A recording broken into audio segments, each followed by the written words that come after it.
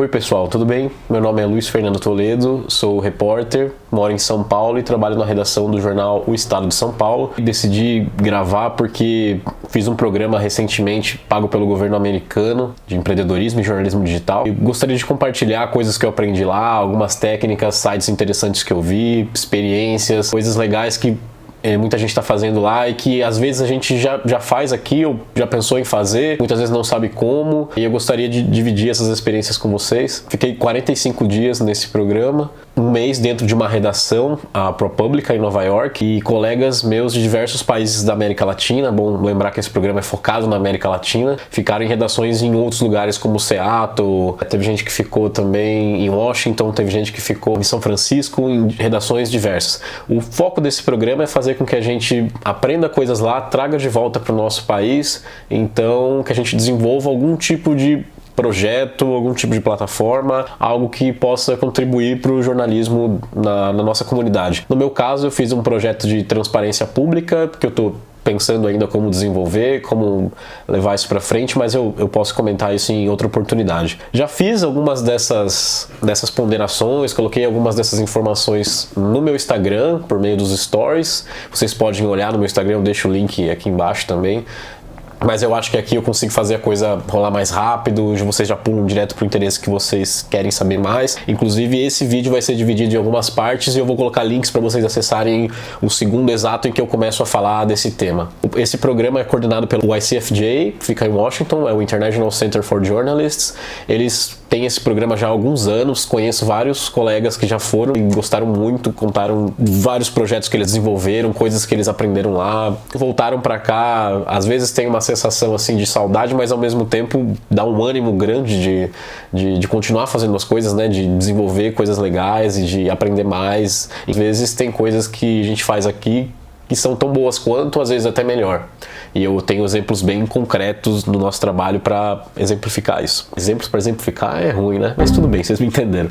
Bom, eu vou deixar também o link aqui para inscrição no programa. Eles pagam tudo, é um negócio super legal. Eles vão te dar dinheiro para você passar o tempo lá, vão te dar passagem, vão te dar hotel, um hotel muito legal. E eles te incentivam não só a participar do programa jornalisticamente falando, mas eles querem que você adquira um pouco da cultura local, entenda como funciona a vida ali, como os jornalistas trabalham lá. Serve para que você assista peças de teatro, para que você vá para museus. Existe uma liberdade muito grande para que você trilhe o caminho que você acha melhor para desenvolver o seu projeto. De repente você quer visitar uma cidade que não está no roteiro do seu programa, então você pode simplesmente ir para essa cidade, você não precisa dar uma satisfação para isso. Contanto, é claro que você tente usar isso com uma parcimônia, você tem um dinheiro limitado, claro, mas tente pensar de que maneira aquele tempo escasso que você tem ali vai ser usada da melhor forma possível. Eu acho que é basicamente isso. A ProPublica, ela foi criada em 2008, se não me engano. É uma redação sem fins lucrativos. Ela basicamente é mantida por doações, principalmente de algumas entidades, mas também de pessoas, de leitores que fazem doações. Um forte, né, no jornalismo investigativo. Eles têm reportagens que levam meses para serem feitas, às vezes até um ano ou mais. Tem séries que começam em 2016, eles publicam e depois eles continuam publicando mais e mais e mais e continua sendo publicado, atualizado até agora, porque não só essa matéria informativa, como ela também traz dados ali que podem ser usados por outras pessoas, por pesquisadores, por jornalistas, por, enfim, cidadãos em geral. Eu acredito que a ferramenta mais famosa dele seja Dollars for Docs. É uma base de dados em que você consegue ver ali quanto dinheiro o seu médico recebeu da indústria farmacêutica de determinada empresa, e a partir disso você consegue identificar, por exemplo, se ele está te dando um remédio específico porque ele é pago pela empresa que faz aquele remédio. Eles me contaram que receberam muitos e-mails dos leitores, diversas situações em que eles desconfiavam porque o médico receitava um remédio muito caro e que existia um remédio mais barato no mercado, mas eles não sabiam o porquê, não se explicava o porquê de receitar um remédio mais caro, e eles entraram nessa ferramenta e descobriram que o médico estava recebendo muito dinheiro daquela empresa. Então você percebe aí na hora o impacto que essa não é exatamente uma reportagem, é mais uma plataforma, um site, né, de pesquisa, que essa plataforma trouxe aí pros leitores da ProPublica, e não só da ProPublica, como qualquer pessoa que tiver tido acesso. Transparência, eu acho que é um assunto de bastante relevância aqui no Brasil. A lei de acesso à informação no Brasil foi aprovada há 6 anos, em 2011, e com um decreto em 2012.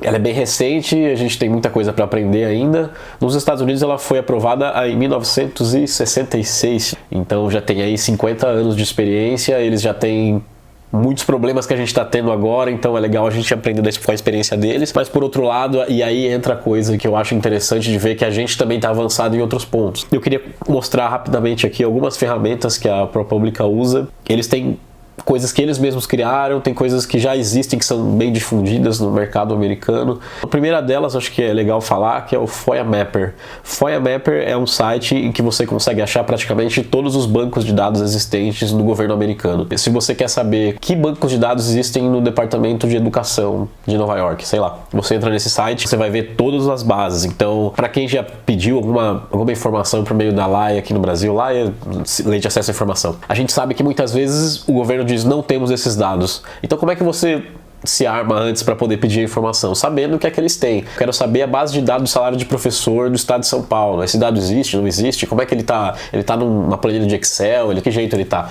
Então o FOIA Mapper tenta fazer isso. Eles colocam lá todos os tipos de dados que cada departamento do governo tem. É uma plataforma feita pela sociedade civil, não tem relação com o governo, até onde eu sei. Então é uma coisa de, provavelmente, jornalistas ou pesquisadores que em algum momento ficaram de saco cheio de ficar tendo negativa toda hora que pede informação. Então eles fizeram essa plataforma para facilitar a vida. FOIA Machine e Muckrock são dois sites bem interessantes que eu acho que funcionam muito bem ali dentro do contexto americano da transparência, porque para eles é um pouco diferente. Aqui, quando você quer saber uma informação do governo federal, existe um site específico para isso. Você entra no site da transparência do governo federal, da CGU, todos os ministérios e órgãos do governo federal estão dentro desse site. No governo americano isso não é bem assim. Cada órgão tem o seu próprio site, alguns órgãos não tem site nenhum, você precisa mandar um e-mail, você tem que se virar. Então eles criaram, primeiro, o FOIA Machine, é uma espécie de plataforma em que você entra, escolhe o departamento que você quer mandar e-mail e ele preenche automaticamente para você, te diz para quem você precisa mandar esse e-mail, como você precisa mandar, e também ele tem uma espécie de auto-preenchimento de texto, porque na lei de acesso americana existem vários pontos que você precisa descrever quando está pedindo uma informação. Isso aqui no Brasil não é tão comum, até porque a lei é bem clara ao dizer que você não precisa justificar o seu pedido, mas lá eles têm, o principal ponto é a questão da cobrança pela informação, porque diferentemente do Brasil, que não cobra, o governo americano cobra por informação, em alguns casos, não em todos, mas existe uma exceção, existe uma possibilidade de disponibilizar os dados gratuitamente no caso em que esses dados sejam utilizados para fins públicos, para reportagens ou pesquisas de relevância pública.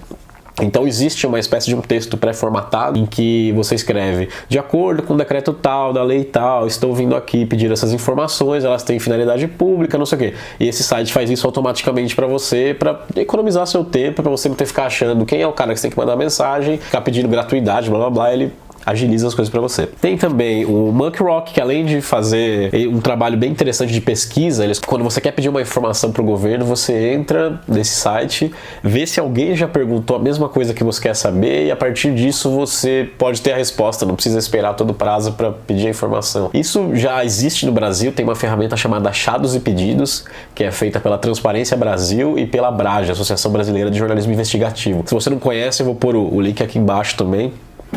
Que é basicamente isso, você pesquisa a informação que você quer e vê se alguém já perguntou isso e o que o governo respondeu. Agiliza bem a vida do cidadão, agiliza a vida do governo, enfim.